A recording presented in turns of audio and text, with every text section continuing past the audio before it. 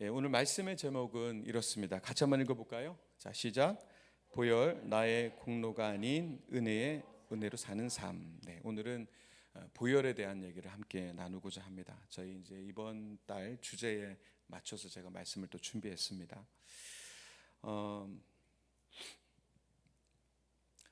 러시아 속담에 이런 게 있대요. 공짜 치즈는 쥐덫 위에만 있다. 이런 게 있답니다. 공짜 치즈는 어디에만 있다? 쥐덫 위에만 있다. 예. 이런 속담이 있답니다. 그러니까 쉽게 얘기하면 무슨 얘기죠? 세상에 공짜는 없다. 예, 세상에 공짜는 없다. 뭐 이렇게 얘기하죠. 그렇습니다. 세상이란 그렇습니다. 기브 앤 테이크예요. 예. 밥값하면 대접받고요. 또 몸값을 올리면 인정받습니다. 예. 그런 게 이제 세상이죠. 우리는 그래서 이 나라를 살아가면서 공부하는 현장에서도 그렇고 삶을 살아가는 어떤 그 직업이라든가 어디에서든 마치 태어날 때부터 그랬던 것 같아요. 무언가를 성취해서 자격을 증명하는 그 삶에 굉장히 길들여져 있는 것 같아요. 막 열심히 공부를 시키잖아요. 저희 부모님도 본인들이 하지 못했던 공부를 저에게 막 열심히 시키려고 굉장히 애썼던 것 같아요. 근데 그 이유가 뭘까요? 그냥 너 잘 먹고 잘 살라고 이런 것도 있겠지만 제가 뭔가를 잘하면 아버지 어머니 어깨도 으쓱 올라가고 되게 기뻐했던 모습이 기억납니다. 그것이 존재를 증명하는 것이 되기도 하기 때문에 그랬던 것 같습니다. 뭐 우리가 살아가면서 자연스럽게 젖어왔던 그런 삶의 방식인지라 그것이 뭐 무조건 악하다 또 잘못됐다 뭐 이런 얘기를 하는 건 아니고요. 이러한 이 세상의 거래 문법이 이제 문제가 되는 부분은 뭐냐하면 그것이 우리의 영성이라고 할까요? 우리의 신앙의 영성의 부분까지 젖어들어서 하나님과의 관계에서도 이렇게 우리가 하도록 만든다는 겁니다. 하나님과도 딜을 하는 거예요. 하나님과 거래를 하는 거죠. 여러분 기도 많이 한 날, 기도 많이 한 날 하나님 앞에 나갈 때 어떻습니까? 뭔가 이렇게 당당한 것 같고 오늘 기도 많이 했어요. 근데 기도를 하나도 못 했어요. 말씀도 하나도 못 봤어요. 그러면 하나님 앞에 나갈 때 괜히 이렇게 좀 이렇게 쭈그러들고 뭐 그런 거 있잖아요. 네, 그럴 필요 없습니다. 우리 양심상 뭐 양심이 그래서 그렇다라고 한다면 뭐 그럴 수도 있겠지만 굳이 그럴 필요는 없습니다. 사실 그게 경건의 모양은 하고 있지만 사실 그 깊숙한 곳에 들어가 보면 공로주의라고 하는 부분들이 분명히 있거든요. 내가 뭔가를 이루어내고 많은 역할을 해내면 좀 이렇게 으쓱하고 또 참 자신 있고, 근데 내가 아무것도 하지 못하면은 그냥 이렇게 쭈그리고. 교회 안에서 그런 거 있을까요, 없을까요? 있어요. 어르신들도 있습니다. 어른들도 좀 내가 뭐 좀 했다 그러면은 자신만만하고요. 또 내가 한 게 없다고 하면 괜히 또 자신 없는 모습으로 있기도 합니다. 앤드류 머레이라는 분 영성가가 쓴 책이 있는데 예수의 보혈, 예수 보혈의 능력이라는 책이 있습니다. 이 책에 보면 이런 이제 문구가 있어요. 같이 한번 읽어보겠습니다. 시작. 많은 그리스도인이 경험하지 못하는 이유는 자신의 노력으로 하나님을 기쁘시게 하려는 자기 의를 포기하지 않기 때문이다. 아멘. 여러분, 이 굉장히 직설적인 얘기죠. 많은 그리스도인이 보혈의 능력을 왜 경험하지 못하느냐? 하나님을 기쁘시게 하는 일에 자꾸 이게 들어가는 거예요. 뭐? 자기의 의가 들어가는 거예요. 내가 했어. 그러다 보니까 정말 보혈의 그 능력을 경험하지 못한다는 얘기입니다. 자, 오늘 우리가 나누려고 하는 이 보혈에 대한 내용은요, 이 세상에 앞서 얘기했던 거래의 그런 거래 문법, 딜 이런 것들을 완전히 파괴하는 사건이거든요. 예수 그리스도의 보혈은요 그렇습니다. 세상의 논리, 세상의 그런 방식을 완전히 역행할 뿐만 아니라 파괴하는 방식으로 하나님이 우리에게 오셨고 예수님께서 그렇게 우리에게 오셨어요. 우리 또한 예수님을 믿는 자로서 그분에게 배운 우리가 지금 공로주의, 공로라고 하는 이 낡은 짝대기를 내려놓고 압도적인, 우리를 위해서 정말 압도적인 은혜로 다가오신 그 보혈을 한번 묵상하면서 우리의 삶의 태도가 어떠해야 될 것인가. 보혈을 묵상하는 우리의, 보혈로 은혜를 입고 그 보혈로 죄 씻음을 받고 보혈로 하나님의 그 압도적인 그 은혜로 말미암아 하나님의 자녀가 된 우리가 이 보혈 앞에서 어떤 삶을 살아야 될 것인가에 대해서 잠깐 한번 나누겠습니다. 자, 먼저 오늘 본문이었던 에베소서 1장 7절에 보면요, 속량이란 단어가 나옵니다. 속량. 근데 헬라어로는 이게 어떻게 되냐면 좀 읽기가 좀 힘들지만, 자, 한번 읽어 보시겠어요? 시작.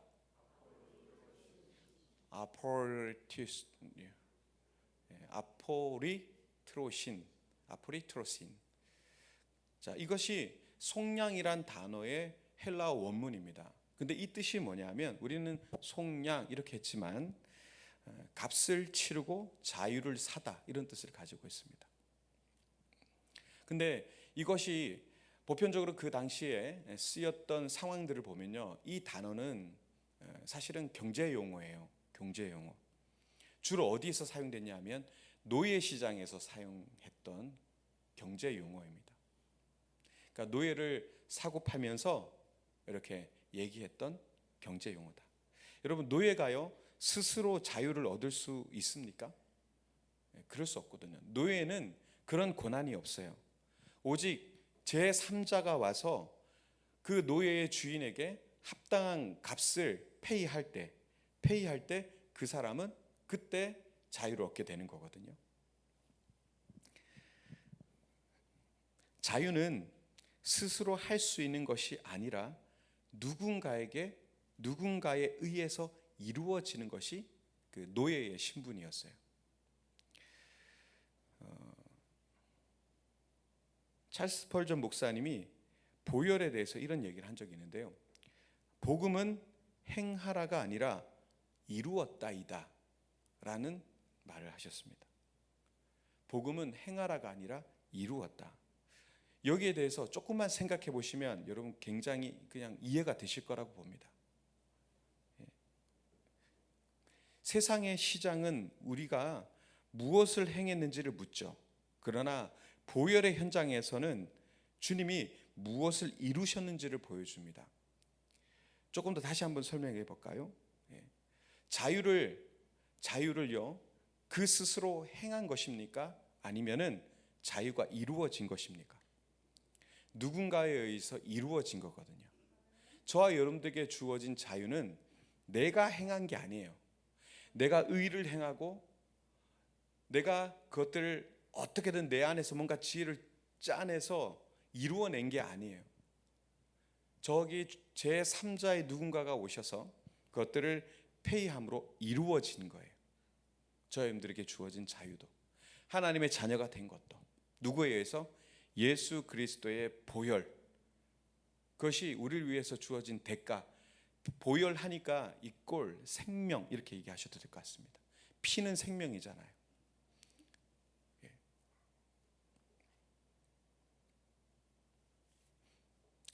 전도자 무디를 아시죠? 무디. 한 청년이 무디 선생님을 찾아왔습니다. 그리고 이렇게 물었어요. 선생님, 제가 구원을 얻으려면 무엇을 해야 됩니까? 그 무디 선생님이 뭐라고 했을까요? 미안한데 자네가 할 게 없어, 이렇게 얘기했습니다. 자네가 할 게 없어. 해야 할 일이 이미 2000년 전에 다 십자가에서 예수님께서 다 해버리셨어. It is finished. 끝. 그렇게 표현하셨어요, 무디 선생님이. 그런데 한 가지 해야 되는 건 뭐냐면 그 사실을 받아들이면 돼 라고 얘기했습니다. 이미 이루어졌어요. 그리고 그걸 받아들이면 되는 겁니다. 우리를 위해서 하나님의 아들이 피를 흘려 죽으셨습니다. 그래서 그 모든 것들을 페이하셨어요. 대가를 지불하셨어요. 근데 여러분, 이게 적절한 페이입니까? 적절한 페이라고 보세요. 저 여러분들을 살리기 위해서 하나님의 독생자 아들의 피를 다 흘려 죽으셔서 그거를 페이하셨다고 했을 때, 그걸 지불했을 때 여러분 너무 비싸게 산 것 같지 않으세요? 예, 과잉 지불한 거예요. 과잉 지불 사실은.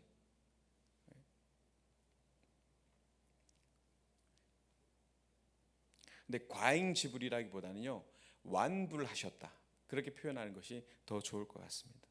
예. 먼지만도 못한 우리를 위해서 우주보다도 더 크신 그 창조주의 피가 흘리셨습니다. 예. 여러분, 그러니 우리가 어떻게 해야 될까요? 하나님께서 넘치도록 페이하셨어요. 넘치도록. 우리의 죄에 대해서 넘치도록 페이하셨어요. 그런데도 우리는 불안해해요? 안 불안해요? 여전히 구원을 의심하는 자들이 있다니까요. 야, 나 같은 자가 구원받을 수 있을까? 여전히 그런다니까요. 여러분, 의심하면 됩니까? 안 됩니까? 이 피니시 다 끝났어요. 이미 하나님께서 충분히 넘치도록 그렇게 페이하셨단 말입니다. 그런데도 사단이요, 계속 우리를 계속 이제 공격하죠. 뭘로요? 우리의 부족한 성적표. 네가 뭘 했어라고 자꾸 우리한테 성적표를 들이미는 겁니다. 하나님께서 우리를 위해서 충분히 페이하셨다는 사실을 뒤로 이렇게 숨기고서는 너 뭐 했어라고 계속 묻는 거예요. 네가 한 게 뭐야? 너는 자격이 돼? 세상의 원리로 딜하는 방식으로 넌 뭘 했어? 그러니까 우리의 그 빵점짜리 성적표를 계속 들이미는 거예요.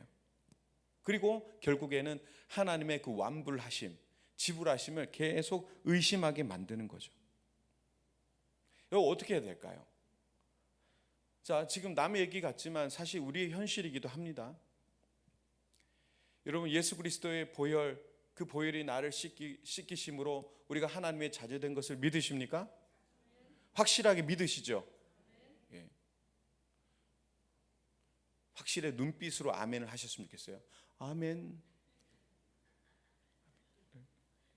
확실하게 아멘. 전혀 의심하지 않는 눈으로 아멘을 하셔. 근데 사단은 오늘도 우리의 그 부족한 빵점짜리 성적표를 내밀면서 자꾸 우리를 의심하게 만들죠. 여러분, 그때 우리에게 필요한 것이 뭐냐면 이 보혈의 덮으심, 이 보혈을 우리가 생각하고 그 보혈이 우리를 넉넉히 덮으셨다라는 것을 생각해야 됩니다. 제가 이걸 한참 전에 읽은 책인데 다시 들춰보니까 예수가 선택한 십자가라는 책이 있습니다. 맥스 루케이도 목사님의 책인데요. 거기서 또 보혈에 대한 얘기를 이렇게 했습니다. 이것도 같이 한번 읽어볼까요? 이거 자막을 드렸나요? 자, 같이 읽겠습니다. 이거 아닌 것 같은데요. 제가 읽겠습니다. 맥스 루케이도 목사님 제가 안 드렸어요. 하나님은 당신의 죄를 보실 때 죄 그 자체를 보시는 것이 아니라 당신과 죄 사이에 흐르는 예수의 피를 보신다. 그 피가 하나님의 진노를 차단하는 필터가 된다. 멋있는 표현이죠. 지금 우리가 수요일마다 성막을 하고 있는데 조만간에 제가 분향단을 이제 떡상까지 저희가 했나요? 그죠? 이제 분향단을 하고 이제 지성소 안으로 들어가서 법궤에 대한 얘기를 할 텐데 여러분 한번 여쭤보겠습니다. 법궤가 있죠? 법궤에 뚜껑이 있습니다. 뚜껑을 뭐라고 하죠? 시은좌, 또 속죄소, 이렇게 표현들이 많습니다. 시은자, 속죄소, 이런 표현이 있습니다. 자, 원어로는요 카포레트라고 하는데 덮다, 이런 뜻을 가지고 있습니다. 근데 여러분, 이게 하는 역할이 뭐냐면요, 그 법궤 안에 뭐가 들어있습니까? 자, 세 가지가 들어있어요. 예습한다고 치고 뭐 들어있죠? 네? 만나 항아리, 그 다음에 아론의 쌍난 지팡이, 그 다음에 십계명 돌판, 이 세 가지가 들어있죠. 그리고 거기에 뚜껑, 시은좌, 속죄소를 덮습니다. 자, 이걸 덮어요. 이게 어떤 의미일까요? 제가 이거 설교를 한 적이 있습니다. 여러분, 이게 법궤라는 것에 안에 들어있는 것이 굉장히 성스러운 물건이 들어있다라고 우리는 생각하지만 전혀 그렇지 않거든요. 안에 들어있는 여러분들이 얘기한 이 세 가지는요, 하나같이 이스라엘 백성들의 패역하고 불순종하고 오만한 것들의 상징이에요. 하나씩 얘기해 볼까요? 자, 돌판은 뭡니까? 그게 돌판이요, 두 번째 돌판이에요. 첫 번째 돌판은 어떻게 됐어요? 모세 내려오다가 그냥 금송아지에 집어던져서 깨트려 버렸어요. 왜? 하나님의 그 말씀을 그대로 갖다 대면 바로 심판이에요, 심판. 그새를 못 참고 밑에서 뭐 하고 있었습니까? 아론과 함께 금을 다 금모으기 운동을 했어요. 우리는 금 모아서 나라라도 살렸지, IMF 때. 이놈들은 모여갖고 금을 이렇게 모아갖고 금송아지 만들어 놓고 뭐라고 했습니까? 이것이 우리를 여기까지 인도한 여호와 하나님이다. 뚱딴지 같은 소리를 했어요. 우상을 만들었단 말이에요. 오늘 두 번째, 여러분 10계명의 두 번째 계명이 뭡니까? 우상을 만들지 말라. 그 잠깐의 시간도 못 참고 우상을 만드는 그 이스라엘 백성들의 그 경솔함. 자, 아론의 쌍난 지팡이는 어떤 걸 상징할까요? 하나님께서 세우신 종 모세, 아론. 여러분 이 사람들에게 막 반기를 들었어요. 좀 이제 머리가 굵어졌다는 거죠. 사실 사람에게 대든 게 아니라 하나님이 세운 그 권세 앞에 도전한 거거든요. 어떻게 됐습니까? 거기에 땅이 갈라지고 다 묻혀 죽는 그런 사건들이 일어났죠.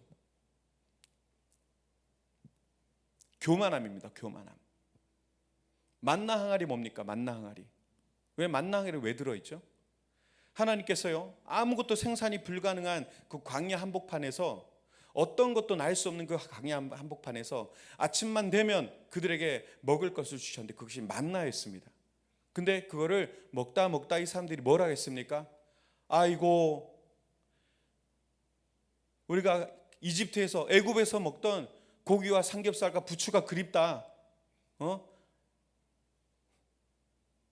또 만나냐? 그리고 뭐라고 표현하냐면 이 하찮은 것이라고 표현했습니다. 이 하찮은 것. 하나님께서 그에게 매일매일마다 인도하심과 채우심과 복을 주셨는데 그것을 뭐라고요? 하찮은 것. 하나님의 은혜를 하찮게 여기는 것. 여러분 법궤 안에 들어있는 게 다 그런 것들의 상징이에요. 근데 어떻게 하셨습니까? 그거를 상자에다가 딱 놓고 뚜껑을 밀봉해 버리셨어요. 거기에 어떤 의미가 있을까요? 그리고 때만 되면 속죄일에 그 피를 받아 그 속죄소에 피를 붓습니다. 이건 어떤 의미입니까? 이 오늘 얘기 다 하면 나중에 이 법궤 얘기 뭘 하죠? 너희들의 지난 날의 과오와 잘못과 오만함과 교만함을 너희들 다시는 생각하지 말아라. 내가 너희의 과거를 들추지 않을 것이며 너희의 과거를 탓하지 않을 테니 오늘 너에게 주어진 날 새로운 마음으로 다시 시작해라. 보라, 새 것이 되었도다. 보혈로 씻기시고 또 씻기시고 새롭게 하시는 그 하나님의 한량없는 은혜, 그것이 바로 보혈의 덮으심이에요. 그것이 속죄서의 은혜입니다. 하나님은 인간의 죄를 그냥 보지 않습니다. 이렇게 그냥 바라보지 않습니다.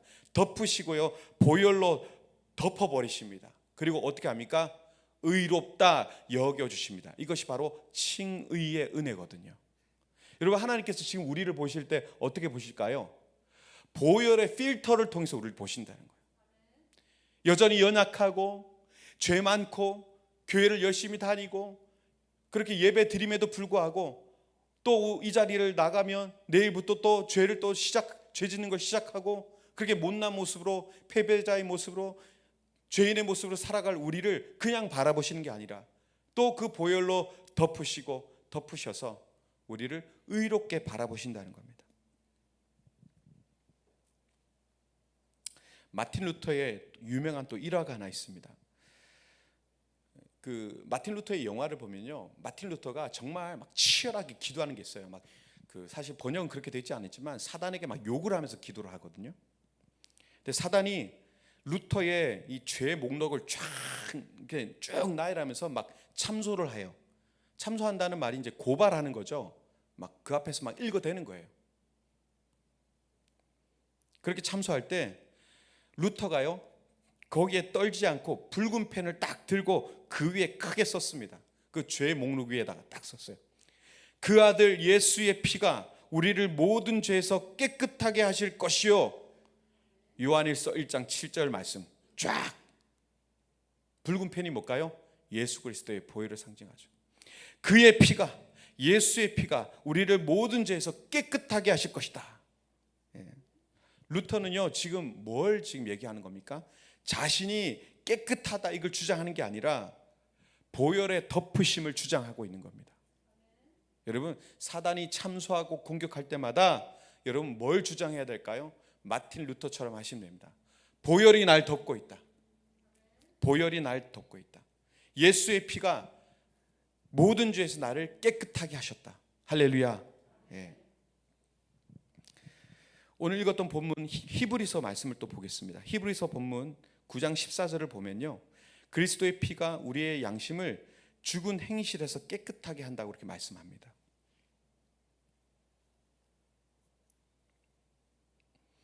존 파이퍼 목사님이 또 어떤 책에서 이런 얘기를 했어요. 보혈의 은혜를 깊이 맛본 자는 더 이상 의무감의 노예가 아니라 기쁨의 숭배자가 된다. 보혈의 은혜를 정말, 보혈의 덮으심을 경험한 자는 의무감으로 뭔가를 하는 그런 노예 같은 인생이 되지 않는다. 어떻게 해요? 기쁨의 자발적인 그런 하나님을 예배하는 예배자가 된다라고 얘기합니다. 여러분, 죽은 행실이 뭘까요? 죽은 행실. 바리새인들이 하는 것 같은 거예요. 어떻게 하는 겁니까? 벌 받을까 봐 억지로 하는 종교적 행위. 이게요, 바로 죽은 행실입니다. 보혈의 덮으심을 경험하지 못하는 자는요, 계속해서 이 죽은 행실을 할 수밖에 없습니다. 그러나 보혈의 은혜를 깊이 맛본 자는요, 자발적으로 하나님 앞에 기쁨으로 나아가는 살아있는 행실, 선한 행실을 하게 됩니다.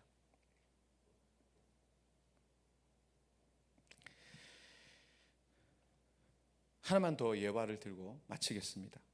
한 선교사님이요, 아프리카 그 추장에게, 추장 오랜만에 들어보시죠. 추장에게 복음을 전했어요. 추장이 물었습니다. 추장이 물었어요. 선교사님, 예수의 보혈이 내 죄를 씻었다면 저 지금부터 마음대로 살아도 됩니까? 굉장히 1차원적인 그런 질문이죠. 선교사가 어떻게 얘기냐면 이렇게, 선교사님이 이렇게 얘기했어요. 추장님, 당신의 생명을 구하기 위해서 누군가가 대신 죽었어요. 그러면 당신은 그 사람을 위해서 어떻게 살겠습니까? 당신을 위해서 죽은 사람이 있어요. 그래서 당신은 생명을 얻었어요. 그러면 당신은 어떤 삶을 택하겠습니까?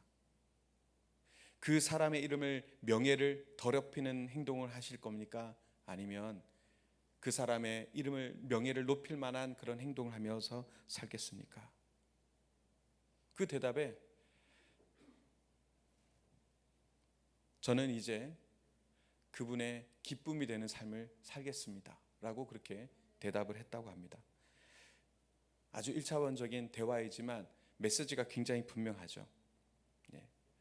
여러분, 보혈은요, 우리를 의무의 감옥으로부터 해방시키는 능력이 있습니다. 내가 이 일을 해야 복을 받는다, 그게 아니라 내가 복을 받았다, 내가 은혜를 받았으니 이 일을 하지 않을 수 없다라는 그 자발적 순종의 자리로 우리가 나아가게 된다는 것이죠. 말씀을 정리하겠습니다. 여러분, 한 주간 우리가 살아갈 때 삶의 현장에서 사단이 우리를 계속 참소하거나 우리의 성적표를 계속 갖다 댈 거예요. 그때마다 어떻게 하시겠습니까? 보혈을 의지하십시오. 여러분들을 덮고 있는 그 보혈을 여러분 기억하십시오. 그러면요, 우리가 어떻게 되냐면 내가 성공했을지라도 내가 했어 이렇게 하는 교만함을 절대 우리가 할 수 없습니다. 이게 다 주님의 은혜입니다. 그렇게 우리는 고백하게 될 것입니다. 실패했을 때 난 끝났어, 그렇게 절망하지 않습니다. 나는 실패하여도 하나님이 우리를 어떻게 보신다고요? 보혈의 필터로 우리를 보십니다. 내가 실패하고 또 쓰러져도 우리를 의롭다. 나는 너를 내 핏값으로 샀다. 나는 절대 너를 포기하지 않는다. 그렇게 말씀하신단 말이죠. 우리는 공로로 사는 자들이 아닙니다. 좀 염치 없지만 은혜로 사는 자들입니다. 염치 없지만 은혜로 삽니다. 이번 한 주간도 살아가실 때 보혈의 은혜로 살아가시기 바랍니다. 할렐루야. 우리에게는 보혈이 있습니다. 주의 보혈 능력이 있도다. 그의 피 믿으오. 주의 보혈 그 어린 양의 귀중한 피로다. 진짜 귀한 거죠. 여러분 보혈을 늘 묵상하시고 그 덮으심의 은혜로 살아가시며 승리하시기를 축복합니다.